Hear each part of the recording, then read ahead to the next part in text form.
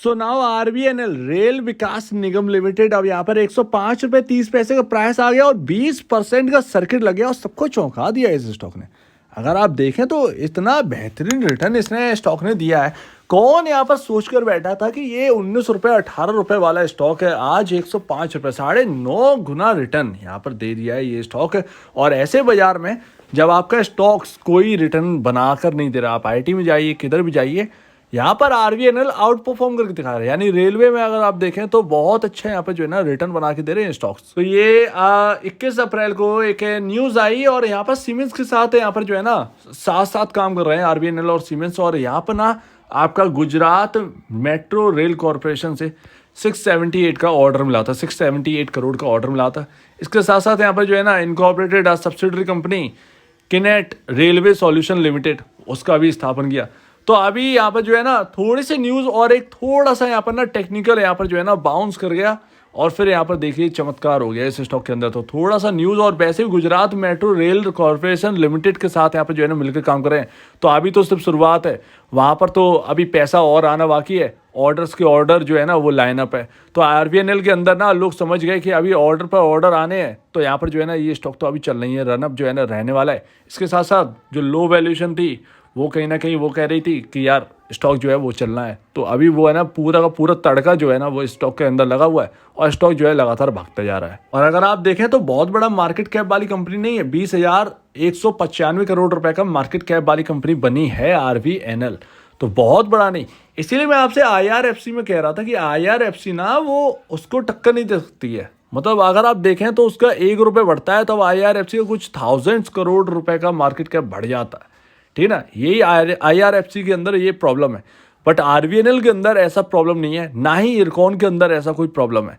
बाकी स्टॉक्स देखें तो उनके अंदर इतना नंबर ऑफ शेयर्स नहीं है, ये इतना नंबर ऑफ शेयर्स इसके अंदर लाने नहीं चाहिए था। पहली बार आईआरएफसी देखिए बैठ के रह गया है एनबीएफसी। और आज की तेजी के बाद आपका पी रेशियो 13.96 आ चुका है। इंडस्ट्री भी आपका 83.12 दिखा रहा है, ऐसा होगा नहीं मेरे ख्याल से। यहाँ पर जो है ना 40 मान लेते हैं, 40 एक ना बहुत ज़्यादा मिलता है, 35 to 40 के आसपास कहीं ना कहीं यहाँ पर ना नॉर्मल आपका इंडस्ट्री भी सबका रहता है। तो अभी उसके हिसाब से अगर आप देखेंगे 40 के हिसाब से भी अगर आप देखेंगे तो भी ये 13.96 ना बहुत कम है। और आप ये समझ जाइए जिस पीएसयू स्टॉक्स वैसे भी ठंडे पड़े रहते हैं ज़्यादातर, जिन पीएसयू स्टॉक्स के अंदर तेज यहाँ पर ना तेज उछाल रहती है या कुछ यहाँ पर ना ज़्यादा उसके अंदर ट्रेडिंग हो या उसके अंदर इन्वेस्टमेंट आए, आपको पीएसयू के ऊपर ध्यान देना चाहिए। वो पीएसयू कुछ ना कुछ करके दिखाते हैं, हर पीएसयू स्टॉक्स के अंदर ऐसा आपको नहीं देखने को मिलता है, लेकिन आरबीएनएल के अंदर ये सिग्नल है और ये दिखा रहा है कि आरबीएनएल के अंदर जो ना इंटरेस्ट जो है ना वो बना हुआ है। तो ये यहाँ पर एक्शन रहेगा और आज नहीं वो हमेशा एक्शन बना रहेगा। आप देखिए बहुत सारे ऐसे पीएसयू स्टॉक है वो ठंडे पड़े रहते हैं, उनमें कुछ होता ही नहीं है। तो आरबीएनएल जो है वो स्टॉक है और यहाँ पर पी रेशियो कमजोर है, कमजोर का मतलब लो वैल्यूएशन पर है, तो स्टॉक जो है वो चमत्कार दिखा रहा है आपके सामने।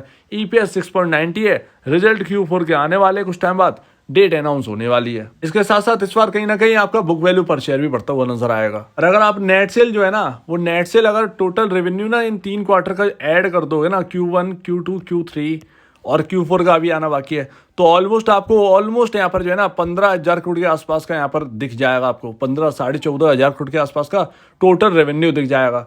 तो आप सोचिए अभी 20,000 करोड़ का मार्केट कैप है, रेवेन्यू इनका जो है ना वो 15,000 करोड़ के आसपास आ चुका है। Q4 का रेवेन्यू आएगा वो कहीं ना कहीं वो 21,000-22,000 करोड़ के आसपास का सालाना रेवेन्यू कमाने वाली कंपनी आरबीएनएल बन जाएगी। तो अब ऐसी कंपनी में कौन निवेश ना करे, वो भी ऐसे पी रेशियो पर और ऐसी वैल्यूएशंस पर। और लगातार जो है ना वो आपका जो प्रॉफिट है वो लगातार बाउंस ही होता जा रहा है। तो आगे की ऑर्डर बुक जो है ना वो बहुत स्ट्रॉन्ग है आरबीएनएल की, जिसके चलते इन्वेस्टर जो है ना वो इंटरेस्ट दिखा भी रहा है। लेकिन क्या होता है कि रिटेल इन्वेस्टर ना इंटरेस्ट दिखा तो रहा है, लेकिन जब वो फंसता है तो वो एक जो बड़ा इन्वेस्टर है वो तो अपना एवरेज कर लेता है, लेकिन रिटेल इन्वेस्टर ना वो लॉसेस में आ जाता है, फिर वो बेचारा यहाँ पर जो है ना फंसता थोड़ा सा रहता है। लेकिन अच्छे स्टॉक्स में ना बहुत डाउन आ जाते हैं जब, तो एक एवरेज की स्ट्रेटजी अपनाना चाहिए। यही आपकी इन्वेस्टमेंट का एक सबसे बड़ी स्ट्रेटजी है। और आप इन्वेस्टमेंट के अंदर क्या लेकर आएंगे, अब ऐसा मैंने क्यों गया, तो अभी देखिए ग्राफ के ऊपर बात करेंगे, उससे आप समझ जाएंगे। तो प्रमोटर यहाँ पर जो है ना वो गवर्नमेंट ऑफ इंडिया और इंडियन रेलवे भैया, यहाँ पर एफआईआईएस देखिए तो उनकी तरफ से अच्छा नहीं है। 2023 मार्च में ना उनका थोड़ा सा स्टेक कटा है, 2.45% से घटकर 1.53% रह गया है एफआईआई। DIS की बात करेंगे तो यहाँ पर जो है ना लगातार वही है 6.51% पर बना हुआ है, लेकिन फिर भी यहाँ पर जो है ना कमी हुआ था इनका भी स्टेक। अगर पिछले साल की तरफ देखें तो 8.33% था पिछले साल 2022 मार्च में, इस बार 2023 मार्च में 6.51। तो DIS और FIS दोनों निकले हैं यहाँ पर। रिटेल इन्वेस्टर के हाथ में थोड़ा सा लगा है, स्टेक बढ़ी है, 13.76% रिटेल इन्वेस्टर है। अब ये कहना गलत नहीं होगा कि IRCTC है, ये दूसरा IRCTC है, रिटर्न बना के दे रहा है, 10 टाइम हो गया, इससे बढ़कर और क्या चाहिए था। 10 टाइम आपका 20 टाइम ऑलमोस्ट यहाँ पर जो है ना आपका IRCTC भी हो गया था अपने IPO प्राइस से, तो वही यहाँ पर भी है। तो कुल मिलाकर अगर आप RVNL का देखिए तेजी बहुत हो चुकी है। मेरी बात हुई थी पिछली बार ही आपसे मैंने कहा था 81.50 अगर ये क्रॉस करेगा तो फिर डेफिनेटली इसके अंदर एक बड़ी तेजी बनेगी। 81.50 क्रॉस किया, अपर सर्किट के आसपास यहाँ पर 17-18% की तेजी। उसके बाद आज के दिन यानी कल के दिन ये हो गया था, मंडे के दिन तेजी बढ़ी थी। आज के दिन देखें तो सर्किट के आसपास ही है ऑलमोस्ट, यहाँ पर देखें सर्किट लगा है तो 2 बिग कैंडल्स हैं और लगातार यहाँ पर जो है ना भागी जा रहा है। लेकिन आप ध्यान रखिएगा, थोड़ा सा सतर्क रहिएगा। यहाँ पर भी आपका 2 दिन में ना आपका 40% के आसपास का रिटर्न बन चुका है। तो ऐसे स्टॉक्स में अगर आपको 100 रुपये पर नजर रखिए, अगर ये 100 रुपये ना साइकोलॉजिकल लेवल तोड़ता है और उसके नीचे क्लोजिंग दे रहा है, तब तो इसके अंदर थोड़ा सा अच्छी बात नहीं होगी, क्योंकि 100 रुपये का लेवल किसी भी स्टॉक के अंदर टूटता है तो फिर वो अच्छा नहीं होता, तो फिर इसके अंदर मंदी दिखेगी। लेकिन सपोर्टिंग कहाँ पर होगी, आप ध्यान रखिए 82 और 81.50 ये एक ऐसा रेंज रहेगा जहां पर अगर ये नीचे आएगा भी तो वहां से बाउंस लेने की कोशिश करेगा, क्योंकि जो रेजिस्टेंस एक रेंज बनी बैठी थी वो अब सपोर्टिंग रेंज है। तो 82 से 81.50 की जो एक रेंज है, ये जो लेवल्स हैं, ये आपके ब्रीच यहाँ पर जो है ना नहीं हो तो ज़्यादा बेहतर है। यहाँ के आसपास आएगा अगर स्टॉक तो बार बार बाउंस लेकर ऊपर की ओर ही जाएगा, अदरवाइज अगर ये टूटता है तो फिर अच्छा नहीं रहेगा।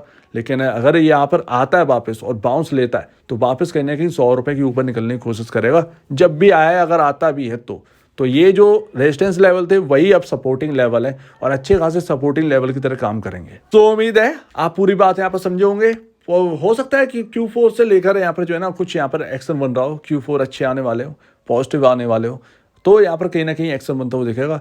अब वो Q4 अच्छा आएगा तो P रेशियो यहाँ पर ना और कम होगा, और कम होता है P रेशियो तो और अच्छी बात होती है, तो स्टॉक के अंदर और तेजी यहाँ पर बन सकती है। आपका EPS जो है वो और बढ़ता हुआ नजर आएगा, तो इससे अच्छा और क्या होगा।